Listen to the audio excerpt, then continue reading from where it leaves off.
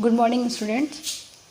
आज का टॉपिक है मेरा नोडल प्लेन या नोडल पॉइंट, नाभिक की खोज और बोर का परमाणु मॉडल। तो सबसे पहले बात करते हैं नोडल पॉइंट की। तो कहीं कहीं बुक में नोडल प्लेन भी लिखा हुआ है, तो इसमें कंफ्यूज होने की ज़रूरत नहीं है। नोडल पॉइंट और नोडल प्लेन दोनों सेम चीज़ है।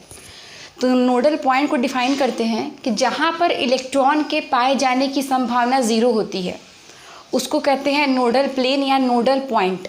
यानी ऐसा क्षेत्र हमारा परमाणु के बाहर का कि जहाँ पर इलेक्ट्रॉन के पाए जाने की संभावना नगण्य होती है। और मैथमेटिकल व्यू में इसको दिखाते हैं phi square is equal 0। Phi क्या है? आपका इलेक्ट्रॉन को पाए जाने की प्रायिकता। तो जहाँ पे इलेक्ट्रॉन के पाए जाने की प्रायिकता शून्य होती है यानी नगण्य होती है उसको नोडल पॉइंट या नोडल प्लेन कहते हैं, नोडल तल कहते हैं। अब इसमें आपका दो आता है, कोणीय नोड और वृत्तीय नोड। कोणीय नोड का फॉर्मूला होता है, कोणीय नोड बराबर होता है आपका एल। एल क्या है? एजीमुथल क्वांटम नंबर या द्विगंशीय क्वांटम संख्या। जैसा कि पिछले क्लास में हम लोग पढ़ चुके हैं, कोणीय नोड का मान होता है इज इक्वल एल के यानी द्विगंशीय क्वांटम संख्या के एजीमुथल क्वांटम नंबर। और वृत्तीय नोड होता है यानी सर्कुलर नोड जो होता है उसका मान होता है n माइनस एल माइनस 1।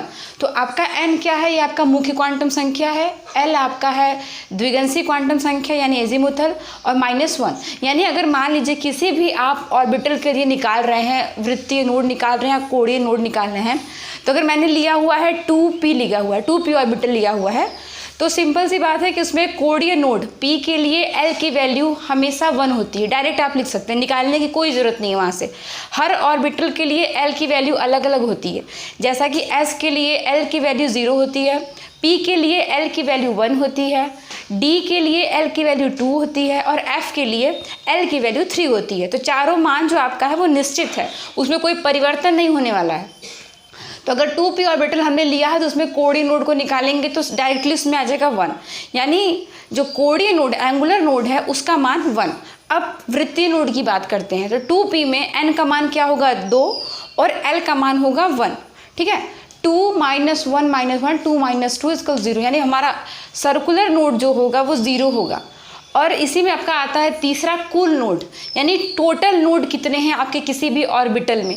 तो टोटल नोड बराबर आपका हो जाएगा कोणीय नोड प्लस वृत्तीय नोड यानी एंगुलर नोड और सर्कुलर नोड। तो l plus n minus L minus 1, l आपका कैंसिल हो जाएगा, बचेगा आपका n माइनस 1। तो अगर आपसे पूछ रहा है, कई बार पूछ रहा है अगर आपसे कि कुल नोड की संख्या क्या होगी, तो आप डायरेक्ट लिख सकते हो कि n माइनस 1। ठीक है, ये माइनस है, इसमें थोड़ा कंफ्यूज मत होइएगा, ये माइनस हुआ है। तो सॉल्व करेंगे आप। कुल नोड निकालने का फॉर्मूला ही है कोणीय नोड प्लस वृत्तीय नोड। तो कोणीय नोड आपका l है और वृत्तीय नोड आपका n minus L minus 1, l minus n minus L plus 1। ठीक है, तो अगर आप इसको जोड़ेंगे, जोड़ना है ना, l plus n minus L minus 1, दोनों को जोड़ दीजिए। सिंपल सी बात है, कोई इसमें बहुत बड़ा आपको टिपिकल नहीं न्यूमेरिकल लगाना है। l plus n minus L minus 1, n minus 1 आपका आ गया कुल नोड। डायरेक्टली आपसे पूछता है कि कुल नोड कितने हैं, तो n माइनस 1 आप कर लेंगे। क्योंकि इसको आपको जानना है, क्योंकि 1 नंबर के क्वेश्चन पूछ सकते हैं किसी भी कंपटीशन एग्जाम में, कोई बहुत ज़रूरी नहीं, फिर भी आपको आना चाहिए। अब बात करते हैं आपका नाभिक की खोज, आपका एक टॉपिक है, इसको समझ लेंगे तो आपके लिए ज़्यादा अच्छा होगा। परमाणु में नाभिक की खोज। सबसे पहले हम ये जानते हैं कि आपका कोई भी एटम है तो उसमें न्यूक्लियस होगा।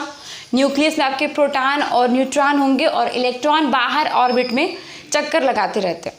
तो सबसे पहले खोजा कैसे जाना गया कि ये आपका न्यूक्लियस है। तो इसमें जो हमारे वैज्ञानिक थे रदरफोर्ड, उन्होंने धातु की पतली चादर की एक पन्नी ली, यानी आपका मेटल का एक पतला आपका चादर था, उस पर अल्फ़ा किरणों की बॉम्बार्डमेंट की, यानी अल्फ़ा किरणों का प्रकीर्णन किया। फिर उन्होंने देखा कि कुछ निष्कर्ष निकल के आते हैं। ठीक है, अल्फ़ा किरणों को गिराया गया जब उस धातु की पतली चादर पे, तो कुछ रिजल्ट निकल के आए। तो पहला रिजल्ट ये निकल के आया कि जो आपका नाभिक था वो आपका, इन्होंने बताया कि वृत्तीय है। ठीक है, तो इन्होंने देखा कि जो कुछ अल्फ़ा किरणें यानी कुछ अल्फ़ा जो रेज हैं वो सीधी आपके नाभिक को क्रॉस करके निकल गई। यानी अगर मान लीजिए आपने कोई वृत्त लिया है, उस पर कोई आपने लाइट को गिराया तो लाइट सीधी आपकी बाहर निकल के चली गई। ठीक है, तो इससे ये निष्कर्ष निकल के आया कि जो हमारा परमाणु है उसमें कुछ भी कह सकते हैं, कुछ भाग वो रिक्त स्थान है, यानी परमाणु में जो कुछ भाग है वो खोखला है। पहला निष्कर्ष ये निकल के आया जब उन्होंने देखा कि अल्फा किरणों को की बम्बार्डमेंट करने के बाद अल्फा किरणें आपकी डायरेक्ट इस पार से उस पार निकल गई, तो रिजल्ट निकल के आया कि परमाणु का अधिकांश भाग खोखला है। दूसरा इन्होंने क्या देखा कि जो कुछ अल्फा किरणें थीं वो विक्षेपित हो गई, वो यहाँ से आई फिर यहाँ से डिफ्लेक्ट विचलन कर गई अपने मार्ग से। तो जो विचलन कर गई फिर इन्होंने देखा कि जो कि आपकी अल्फा किरणें हैं और आपका यहाँ पे बताया गया कि प्लस प्लस है, ठीक है, तो यहाँ से प्लस प्लस आपका क्या हुआ, रिपल कर दिया। तो उसका इससे निष्कर्ष निकल के आया कि परमाणु का कुछ भाग जो है वो धनावेशित है। तीसरा निकल के आया कि कुछ किरणें जिस रास्ते से गई उसी रास्ते से वापस लौट आई, 180 डिग्री पे वापस रिटर्न करके आई। तो इसका मतलब है कि परमाणु का जो कुछ भाग है वो ठोस है, वो सघन है। 3 रिजल्ट निकल के आए, तो जिससे हमारा निष्कर्ष निकल के ये आया कि परमाणु का लगभग समस्त भार कुछ धनावेश उसके केंद्र में एक सूक्ष्म आयतन में घिरा रहता है, यानी जो हमारा कुछ धनावेशित भाग है वो उसके बीच में होता है। तो जो इस बीच जो यहाँ पे मध्य में जो खोजा गया उसी का नाम दिया गया न्यूक्लियस, कि जो हमारा न्यूक्लियस होता है वो पॉजिटिव होता है। क्यों होता है पॉजिटिव? क्योंकि उसमें सिर्फ प्रोटॉन और न्यूट्रॉन होते हैं। प्रोटॉन हमारा पॉजिटिव होता है, न्यूट्रॉन हमारा न्यूट्रल होता है, विद्युत उदासीन होता है। इस कारण से आपका नाभिक पे जो चार्ज होता है वो पॉजिटिव आता है, ठीक है। आपका थर्ड नेक्स्ट टॉपिक है बोर का परमाणु मॉडल। तो जो हमारे वैज्ञानिक थे बोर, इन्होंने भी जब कुछ खोज किया तो कुछ आपके रिजल्ट्स निकल के आए परमाणु मॉडल पे। तो इनका नाम था नील बोर।